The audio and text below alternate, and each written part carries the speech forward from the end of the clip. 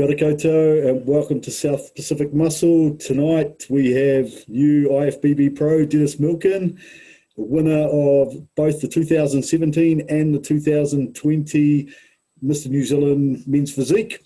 And the other big news this week, so excited for you, bro. Redcon 1 picking you up. How was that? Oh, it's really good. It's like the cherry on top, after getting the pro card. And that's like a brand that I've been following for quite a while. Yep. And just seeing like James Hollingshed and all the other guys kind of get really good opportunities with it. So, and the products are really good as well. Like the pre-workouts, the EAAs and stuff, I've been using it for ages. So it's really, really nice. Look, if you get Ben Chow and Hollingshead over here, I'll come and lift plates, man. Such a good team to be on, man, and look, really, really happy for you. I was so stoked to see that. So what a massive week. You must be feeling over the moon. Yeah, literally like on cloud nine, as they say. Awesome, bro. Awesome. Hey, before we get into this, I think there's a bit of an elephant in the room. We got two old school bodybuilders that grew up in the Dorian Yates, Ronnie Coleman kind of era. And there's always been that bit of tension, I guess, perhaps bodybuilders tended to look down on the board shorts guys and that. Yeah. For some reason, I had a real good think about it. And I don't know, I mean, perhaps there was a thing about these guys don't train legs or they, whatever it might be, or they're not that big and it's easy to get there. But look, when you walked out on stage, my eyes popped out of my head and I went, how big is this guy? So you want to tell me a bit about your size, your stats and that sort of thing? So I'm 6 foot, I'm 182 centimeters flat. Yep. So basically 6 foot. And my stage, my weight in peak week was about 92 kgs or so. Yep. But I sat for probably 95 flat for the last kind of 4 weeks of prep. And saying that, I got up to 113 in pretty decent condition at the end of that off season.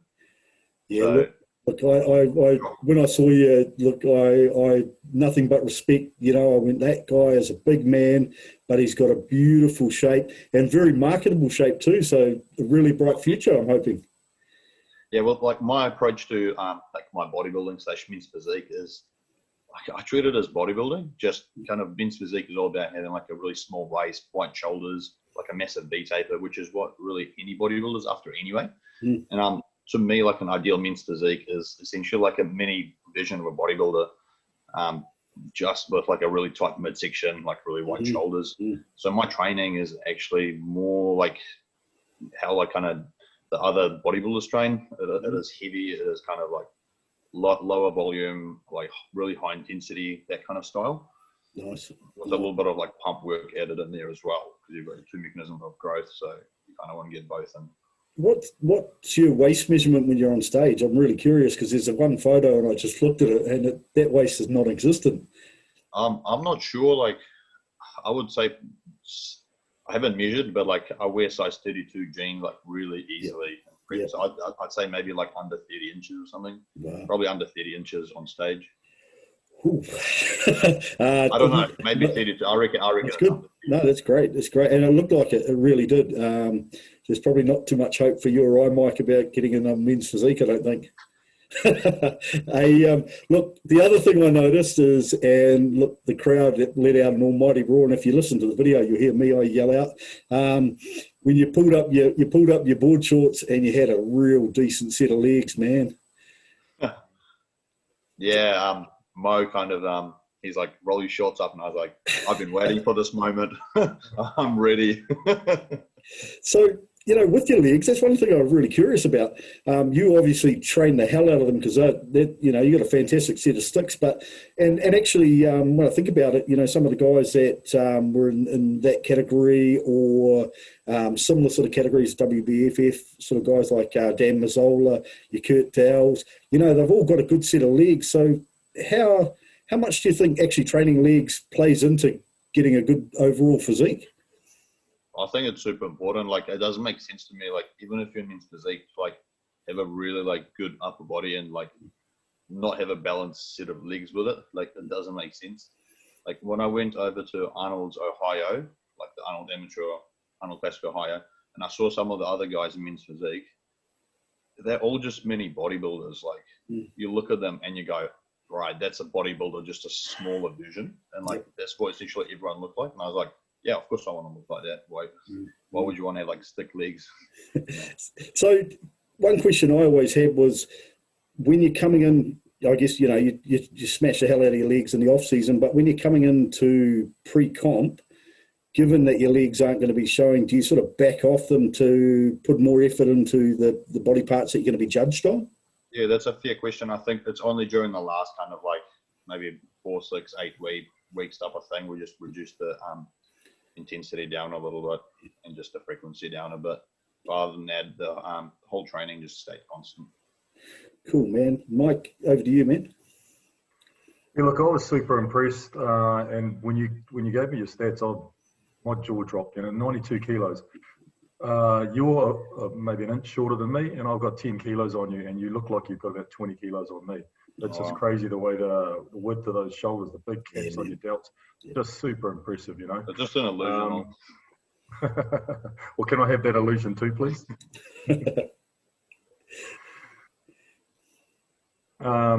Yeah, so as far as your training goes, you said that you train with intensity, like the old Dorian Yates style, the hard, heavy stuff with some volume in there as well. Do you train any of your body parts differently? Do you have specific ways of training your delts differently than, say, your legs or other body parts? Nah, so my training since I started lifting 2013, right? And it was just following like a 4 to 5 day split, and like chest and tries, back and bis, shoulders, legs, those kinds of splits. And it worked really well for me for like a while, even when competing. Even when I won 2017, like Mr. New Zealand, I was still training like that. But then progress kind of really slowed down. And that's when I started following Jordan's approach, like Jordan Peters' approach to training, which is like really systematic. Like everything's tracked. Like you go in with a session that's completely mapped out, like A to B. It's like 2 working sets per exercise. The rep range is like, say, 7 to 9 reps first set, and then 10 to 12 on your kind of like back offset. And these 2 sets are just all out to failure. So every time you're coming in, as long as your form is standardized, you know how to progress that. So either a little bit more reps, a little bit more weight, etc. So I was following that for like a year or so, and I started seeing really good progress. So I was like, okay, I'm going to jump in with this guy and see what we can do together. And then it just got even better from there. Nice. Jordan Peters, he's a real interesting guy. Like I watched him talking with Fuad, and he is absolutely the most clinical guy I've seen, and the most absolutely meticulous about his training, carrying around the 1 pound plates. And look, I've really enjoyed training in that style as well. So do you do a push-pull arms, legs, or push-pull legs sort of style? Yeah, it's push-pull legs with 2 rest days for these 3 training days. So it goes to like a rest day around legs. So before legs, rest day, legs, rest day, then push and pull, and then just repeat. So it's a 5-day cycle. And how long? Rotations. There's 2 rotations per push-pull leg. So it's like push A and push B. And how long are you staying on your rotations, on your 2 rotations, before you sort of max out on those particular exercises and you've got to refresh your exercise regime? I think I've been with them for a year, and we only switched them up once, and that was because I got like I had like an elbow injury, and like the tendons got just a bit damaged. It's recovered now, but we switched it up just once, so it was good like 7-8 months of the same split. Yep. And they just keep progressing. And you said in the off season you got up to 113 kilos, but still in reasonable condition. So if you pull up my Instagram, you can actually find like a photo I posted where my face just looks like nothing like now. And that was like 110 or 113. So we pushed my weight up 20 kgs from the previous stage weight. And did you push up the carbs? Do you keep a fair amount of fats in there? How did you structure your diet? It was 600 to 700 carbs, and I was on that for like 8 months. Nice. So it was 5.2 to 5.6 thousand calories on training days for like legit the last 8 months of my off season. That's when I started working with Jordan. And then the rest days are a little bit lower, so he drops the carbs quite a bit, maybe to like a third of that or something, and they pretty like, I don't know, like probably 3,500 calories, so pretty reasonable. And it gives your digestion a bit of a break as well, and keeps the insulin sensitivity pretty high. So, I was going to ask if you did some mini cuts or anything like that to maintain your insulin sensitivity, but those. No, we didn't do any at all. Yeah. Just keep pushing and pushing. Yeah, like the body fat was reasonably tidy, so there was no need to like do a mini cut. And how long did your diet for coming down? We started, I think, at 16 weeks. So what was your previous stage weight when you won the 2017 nationals? It was about the same, but but I think we gained about I reckon I've gained about 4 to 5 kgs on those last 2 years. Nice. Like, because I was just on another level of condition that I've never had before. I was so significantly leaner. So the body fat was substantially lower, and the muscle mass is a lot higher than 2 years ago. I can't really explain like the small difference in weight, but it's really visible. Yeah. What was your reasoning behind? Because most people, if they won in 2017, they would have jumped to the pro card, but you obviously turned that down and off you went. What was your motivation? They didn't really give them out in 2016 or 17, so it wasn't even offered. Like, I could have probably applied for it, but where's the fun in that, Yeah. I came back in 2018 to try and get in 2018. And I got second at the Pro-Am to like an Iranian dude in my class. I got the overall. Like, I had him on shape, but he was just a little bit bigger, a little bit fuller, so fair enough. And then I got second at nationals that year, so I was like, all right, I'm going to do like a 2-year off season, completely reset my, get my BMR really high, so my calories are high, keep my body fat low, because I always struggled with getting into that condition. And this is the first time I've actually nailed my condition, and we nailed it by a just massive amount. Was that changes to your sort of peak week protocol? Or was it just coming in those whole 16 weeks, just bringing those calories down and getting the body? The calorie drop in those, I think 1 or 2 weeks out from Waikato's, my calories were pretty reasonable the whole time, but the last 2 weeks starting out, it was torture. It was very, very low. It was depletion for 2 weeks, and I saw the biggest changes then. Every day the body fat would just melt off, and I just see more and more detail that I've never seen before. So the last 4 weeks of the prep were really tough. Yeah. And how long did you take to fill up? Carb up just Friday for both comps. We spoke to Yusuf yesterday, and he did a 4-day carb up, I think it was, to get himself full. Yeah, he's a good mate of mine, so his body's pretty different to mine. Yeah. I didn't go that flat, even in those peak weeks. I would say I was 60% flat. Yeah, which is pretty good. Hey, can we sort of change tact a little bit here? I want to know about your background, how what sort of sports you play, what you did as a kid and you're growing up, how you got into the gym, and also after that I want to hit on your business, because I see you've got a web page up there and you've got a personal training and nutrition business. So I want to tell the people out there what you do. Okay, so I started, my first sport was swimming. I did that for 10 years, a decade. So I swam, I started 7. I'm from Russia originally, so I'm Russian. I've lived there for the first 9 years of my life. I started in the Russian swimming school, which is really full on. If you muck around or if you're not good enough, you get kicked off. Goodbye. Find a different sport. That's their approach. So it's no mucking around. You got to be in it to be a top athlete. So I moved here at the age of 9 to New Zealand, and swam here for another 7 years. I was in top 10 for breaststroke and the national level for a few years in my teenage years. And then actually the earthquakes, because I lived in Christchurch, they destroyed my pool essentially. So I didn't really have anything else to do. So I started kind of gymming. That's around the time I started going to uni. And that's where I kind of got introduced to bodybuilding. Nice. And tell us about your business too, because I'm really interested in that. But first, I went to uni. I studied mechanical engineering. So I got my Bachelor of Mechanical Engineering there. And the friend group I picked up at uni were all kind of into lifting pretty seriously. So I gained a lot of knowledge. I got a lot of good advice from that. And I think I gained once I started tracking my calories, I went from like 74 to 90 kgs in 12 months, like with like minimal body fat gain. So I like overshot all my friends in like 1 year, like naturally as well. And I was like, okay, let's take this like seriously. You know, I got nothing else to like. I'm not doing swimming now. I did cross country and athletics for a while, and I stopped doing that. So I just kind of went all in. Yeah, so that's how I kind of got started. Yeah, and then I worked for a little bit in engineering for like a year or two after graduating when I moved up to Auckland. And then I was not really feeling it, not really passionate about it. So I was like, you know what, I'm just going to go plan A and try and make it in the fitness industry. Nice, nice. So a reasonably common theme I've seen from people with a swimming background have those really good back and shoulders. So if there's any swimmers out there listening, transfer over to bodybuilding, you probably do a pretty good job.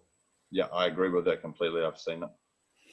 So potentially when you cut back on your running and your swimming, that change in calorie balance probably helped the growth too, you know, instead of spending a couple of hours in the pool. Yeah. Those extra calories go into growth, right? You burn so many calories swimming. Like my diet, looking back, if someone actually like gave me proper knowledge about nutrition, I would have done so much better, because I ate like fish and chips every night type of thing, and like the most ridiculous meals, and I didn't get fat. Like you just burn through everything, but it's not optimal. Like I don't know what my coaches were thinking. Nice, nice. And obviously, you know, when you were working as an engineer, look, it's a great career, but as you say, you weren't feeling it. So you found something that you're passionate about and you chased after it, which is absolutely cool, man. Really cool to hear those stories where people have actually got the balls to go, I'm going to do something different that I really love because that's where I want to be. So you've got into personal training and nutrition? Yeah. So I originally got into, I wanted to do just nutrition by itself. So I did like an online certification, like ISSA, just to get like some sort of accreditation. But I mean, I've been just learning about nutrition like since I started bodybuilding 7 years ago, just constantly on my own from anywhere I can. Same with training, like you guys know how it is. Yeah. So I got that online certification, and I was kind of just struggling to get clients. So I was like, you know what, I'll try and PT out, and yeah, and then it kind of took off from there because they complement each other so well. So I've been doing that for like a year and a half now. I started in March last year at City Fitness. So yeah, just been growing my business, getting my PT clients up, get a lot of nutrition clients out of it. Again, growing those up. And then the COVID situation didn't really help. Like we all did lose like quite a bit of clients, but it's at a pretty decent amount now anyway that people are coming back and training. Hey, which City Fitness are you training at? The main one I'm at is Three Kings in Auckland. So if people, my secondary one's Newmarket. So if people want to get hold of you, they can go through there, or they can alternately they can go to your website. Yeah, and then I'm at Newmarket a lot as well, because that gym is like 5-10 minute drive from my gym, so it's all really close. Awesome. Yeah, and that's the central gym. Cool. Hey, should we have a look at your Instagram? You can talk us through a couple of photos, eh? Let's do it. Okay, guys, so here's Denis's Instagram page, Dynamo Fitness. So if you're not following him and you're into men's physique, you're into bodybuilding, you want to know more about the journey, get on there, follow this man. And his webpage here, dynamofitness.com, so you can check that out too. Rightio. Look at this guy. What a moment, eh? It was a good time. Yeah, they've got some really great products too. I tried one of their pre-workouts, Total War, I think it was. Yeah. Massive, really cool, really credible brand too. You know?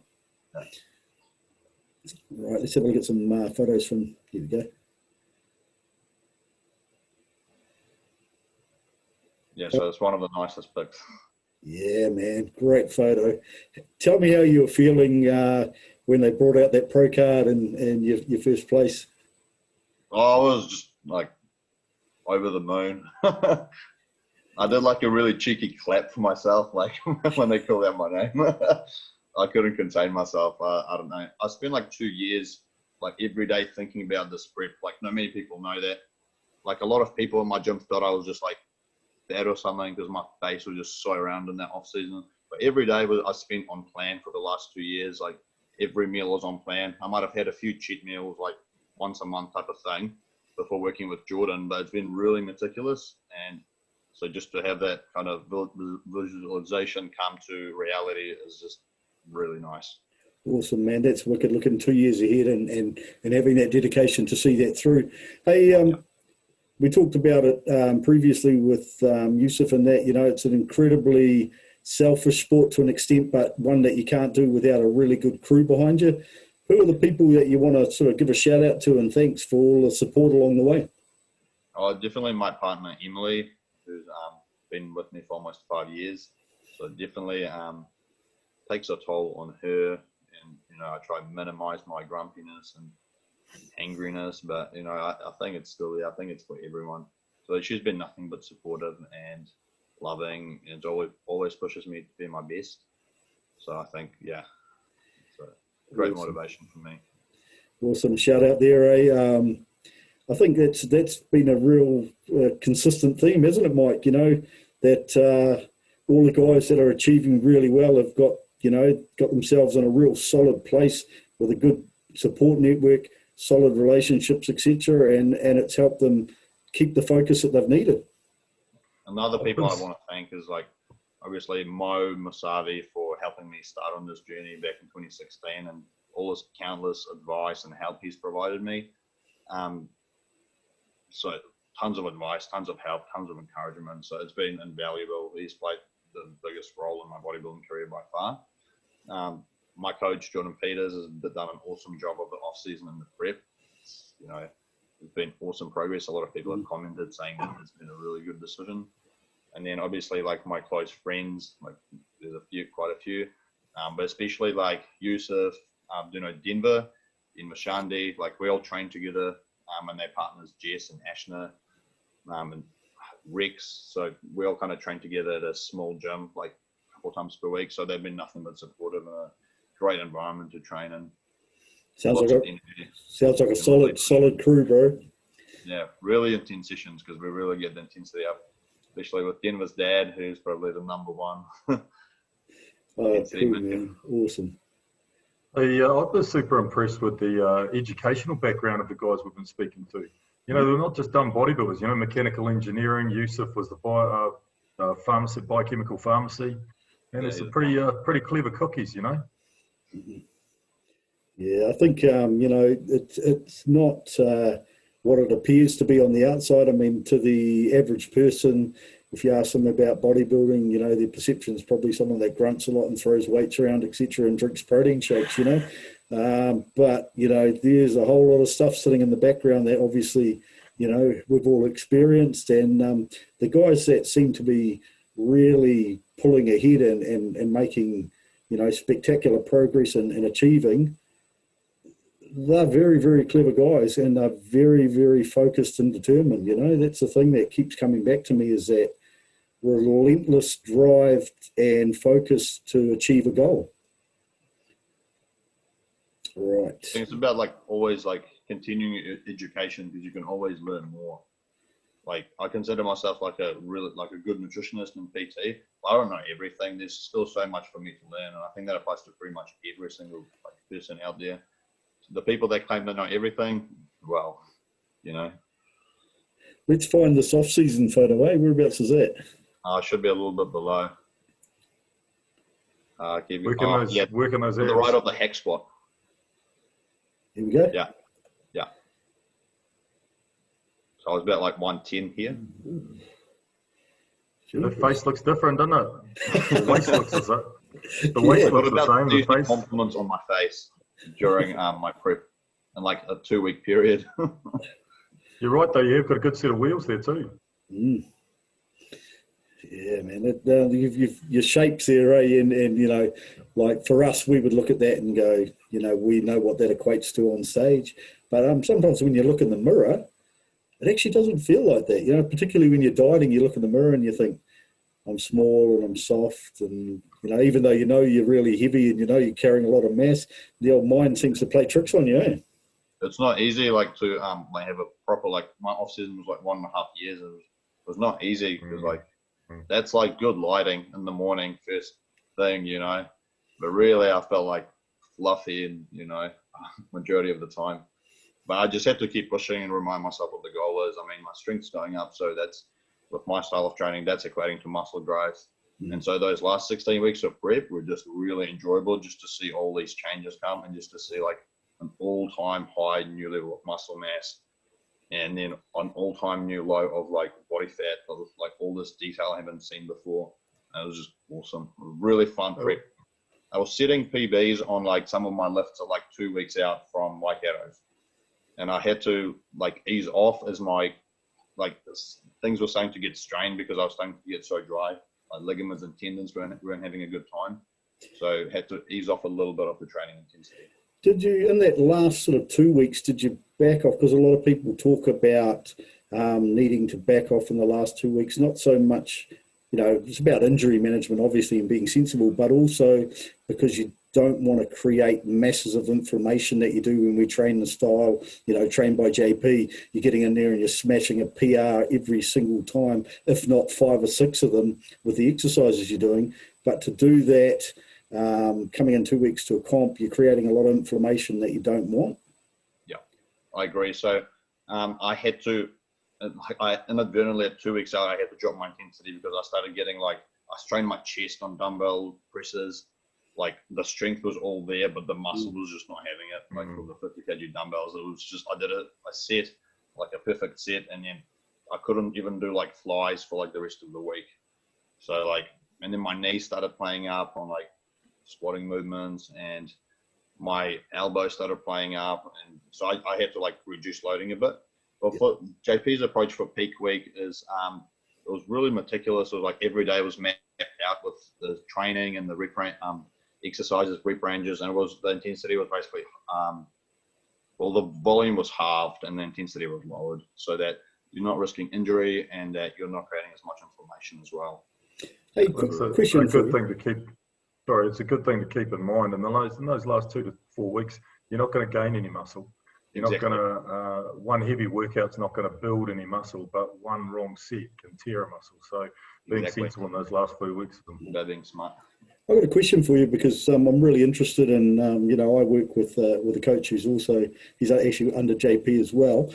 But I guess at some point I'm going to come in and prep for a show. What does that look like when you've got an online coach? What does the last week look like in terms of check-ins and how you communicate? Because, you know, I guess a lot of people are used to having a coach that's there with them and sees them in the gym. And, you know, what did your last week look like?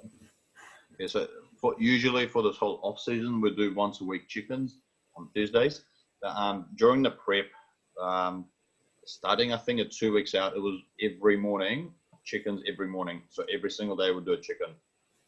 So I would do videos and pictures like every day at like 6 a.m. and send them off. And because the time difference is 12 hours between here and London, it generally reply like pretty much within like a few hours. Because I take the pics at like 6 a.m. and send them through at like 7 or 8 and it'd be evening there. So it was pretty constant communication wise. Yeah.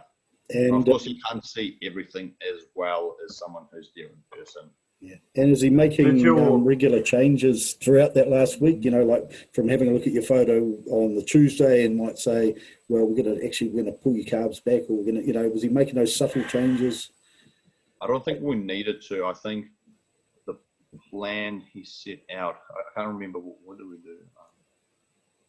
He sent me like a plan for like the last 2 weeks, and I think we just maintained that for the next kind of 4 weeks. It was kind of like a high calorie first week, and the second one, the depletion week, it was like really hard. And but like he was there to make any changes as needed, but it just wasn't needed. My whole prep only had maybe 4 or 5 zero carb days, and it was just during that those 2 weeks of depletion. But I was still having like my lowest carbs were like 110, 120 grams a day.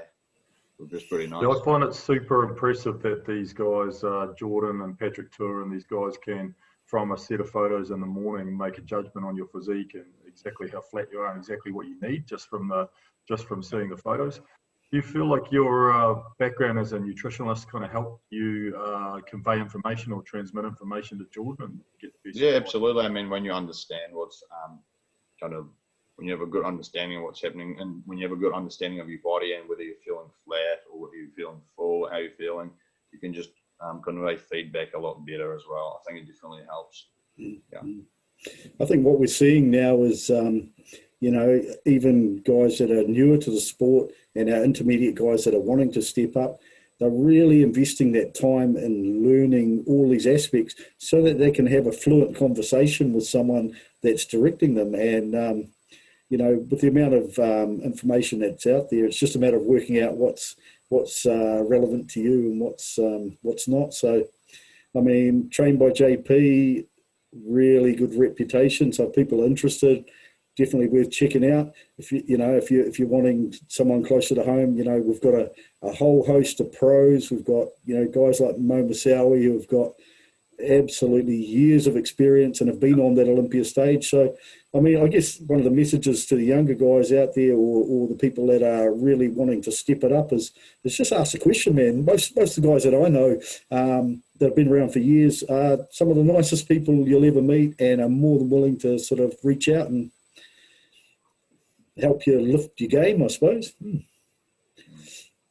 Right, I think we will pull it into a close here, but I really want to say again, a huge congratulations from us for all three of those achievements: winning the Mr. New Zealand, getting the pro card, and getting on board with Recon 1.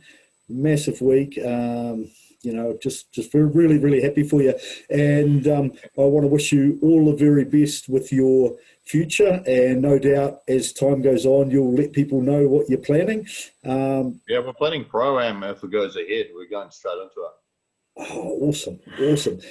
No clue if the borders open up, but I mean, it gives me a lot of motivation to stay pretty tight in this reverse diet phase, so that I'm ready to attack it for a prep anytime needed. What's our likelihood of the Pro-Am going ahead with international athletes coming over? Because usually we get a really strong contingent come out of the United Arab Emirates, Kuwait, etc., Iran. Are they likely to be able to get into the country is the question. Literally, I think nobody knows this. I think if Australia open their borders up, that's going to play a big part. But yeah, it's going to depend whether all the overseas countries can come over, I think. Because my understanding is that for the Pro-Am to go ahead, it needs to have international entry. So I guess at least if we get the border open to Australia, that means that we've got international athletes and that. But if the Pro-Am doesn't go ahead, I guess we wait and see and play the waiting game, and hopefully we get the vaccine rolled out and all that kind of thing, and borders open, and watch your space. Otherwise, I'll probably go over to States or something and try and smash out maybe a couple of comps close together in one period. Yep. To try and qualify for Olympia or try win a pro show. Yeah. So we'll have to plan that ahead. Awesome, man. Hey, I'd love to see you on that Olympia stage. Hey, from us again, thank you very much for coming on. I really enjoyed talking to you. Really interested actually to find out how similar our training mirrors each other, and yet we've got two completely different looking physiques. So really interested in that, and you've had some really cool things to say. So again, people, if you're not following Denis, get on to him. If you're looking for experience in the men's physique class, get at this man. And from us, have a safe and great week, everyone, and thank you for watching us and supporting our channel. We'll keep it coming. Thank you. Thanks so much for having me.